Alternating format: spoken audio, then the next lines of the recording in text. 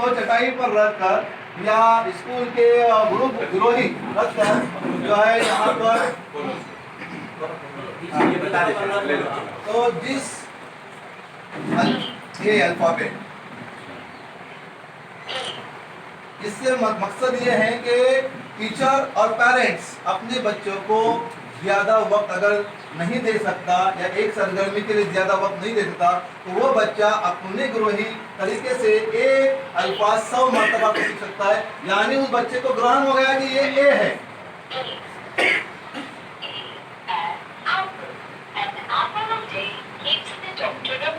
अब इसको उर्दू में कहूंगा कि उर्दू बोल दे। सेब खाने से बीमारियां दूर रहती है। स्पेलिंग पढ़ो। सेब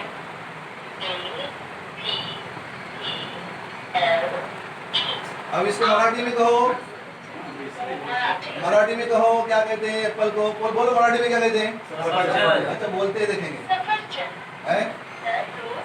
एक सफरचंद। अच्छा एक डेमो हो गया। अब इस यहाँ पर बताया गया, मैं उनको इस बात